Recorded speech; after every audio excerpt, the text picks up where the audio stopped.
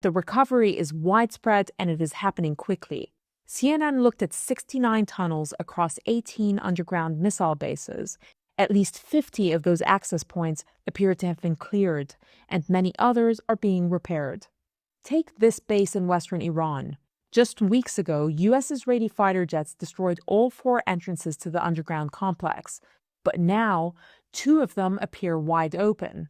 The roads needed to wheel out its trapped rocket launchers repaved. And Iran is already in the process of clearing the remaining 2. It's also repaired some of the more than a dozen craters left behind by U.S. Israeli munitions. The craters indicate that a large amount of firepower was used to destroy just 2 tunnel entrances. And all Iran needs to reopen them? Dump trucks and bulldozers. U.S. Central Command today saying after issuing more than 20 warnings, the U.S. military disabled a Gambian-flagged ship headed to Iran by firing a Hellfire missile into its engine room. Right now, President Trump is weighing a potential deal to reopen the strait in exchange for financial relief for Iran. But that deal does not address Iran's nuclear program, which would be the focus of the next phase of negotiations. Let's go now to CNN's Julia Benbrook, who's at the White House. Julia, what is the latest message from the Trump administration on this? Well, as you mentioned, those most recent remarks come from Secretary of Defense Pete Hegseth, who said the United States is ready and prepared to resume fighting if needed. But he also said that right now, President Donald Trump is laser focused on coming to a deal with Iran and that he has the patience to see this through in historic fashion. I want you to take a listen to some of these recent remarks about the talks that Hegseth says have been productive. I think they know where it needs to go, and I'm quite confident with our president who makes nothing but great deals, that ultimately it'll be something he's proud to defend, that ensures that Iran, which everyone knows should not have a nuclear weapon, never does. So you hear him there reiterating Trump's red lines related to Iran being able to have a nuclear weapon.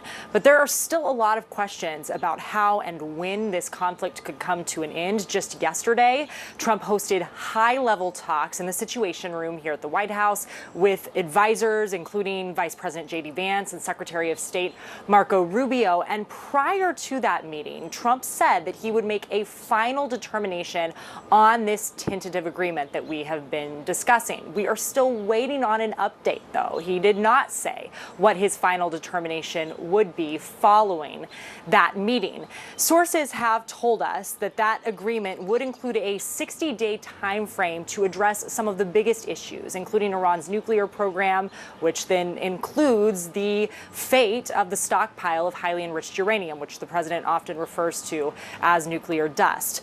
But following that meeting, an official did tell CNN this in a statement. They said, quote, "The Situation Room meeting has concluded and lasted approximately 2 hours. President Trump will only make a deal that is good for America and satisfies his red lines. Iran can never possess a nuclear weapon." So a bit of a familiar pattern here at the White House this weekend. The big question still remains, will the United States and Iran be able to come to a deal? And it was just last weekend, Jessica, that Trump said that he was in no rush to come to an agreement.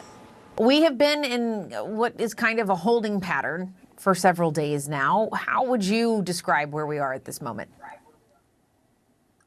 Well, I think we're in the really last moments of these negotiations, or what potentially could be the last moments of these negotiations. I think both parties acknowledge and admit, and I hear it from both U.S. officials and the mediators and the Iranians themselves, who are saying this to their own government-controlled media, that the parties are very close to a deal.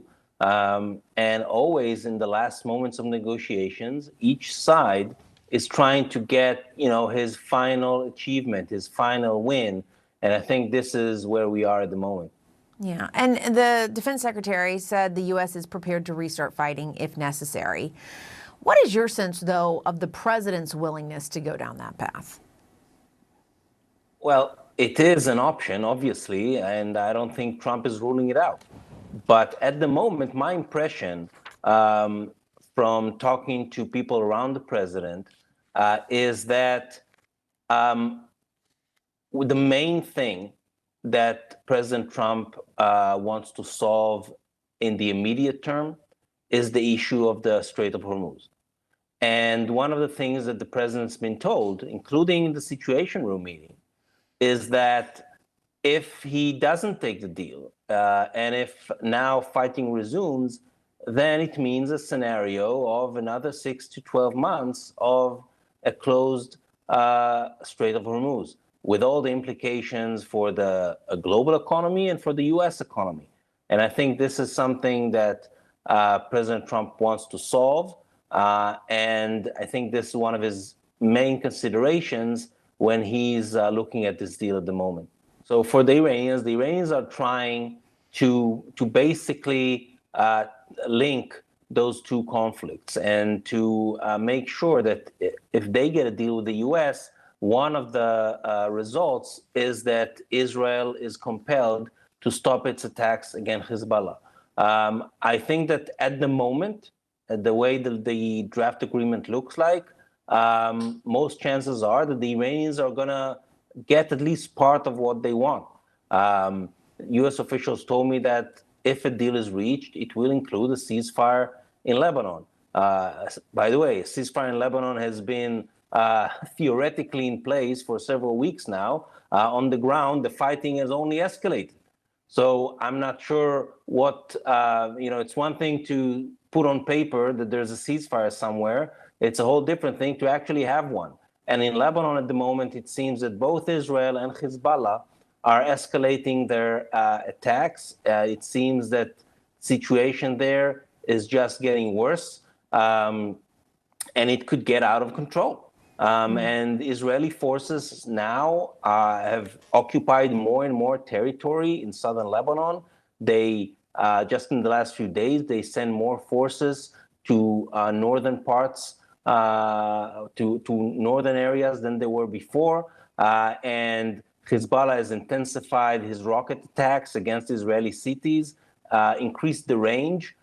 Today, Hezbollah fired rockets at places it did not fire for months.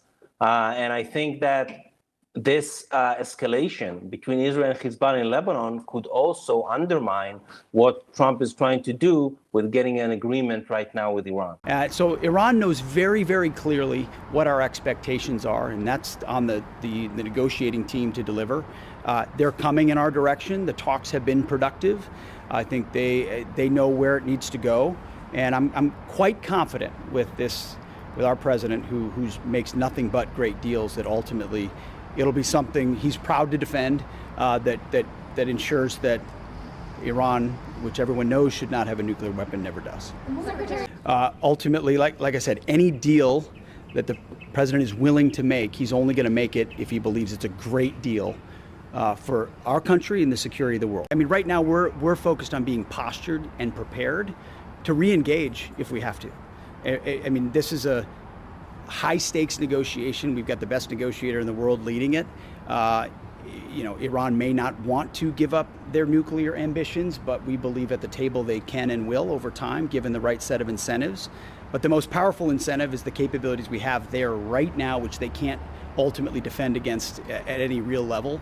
And those are decisions in the future the president will make based on how this ends. But I feel confident that he'll get to a deal that serves the interests of the American people. Last question here. I think our message today was very much in sync with precisely where the president wants to go, which is we're going to be strong, but we can speak softly while carrying that big stick and be very clear about the fact that there are places where we can work together with China. We respect their ambitions. We know that they have a significant military buildup. That comes with considerations we have to take as a sovereign nation to ensure that we're prepared for any possible contingency. And at the same time, our position hasn't changed on Taiwan. I said that publicly in my remarks today. 大家好，我是主播周玉琴。很多的朋友告诉我们，选择原版的太阳星全效克菲尔益生菌，它添加有羽衣甘蓝，健康再加分。而有睡眠困扰的朋友们，赶快选择蓝色包装这一款晚安加强版，绝对是更有感。每日克菲尔，时刻美好 ，Good Feel Good， 请上快点购为健康下单，而且要记得输入推荐代码，有额外的折扣优惠。太阳星全效克菲尔益生菌基础版、晚安加强版新包装改版，内容不变，抽取更方便。要吃就吃最好的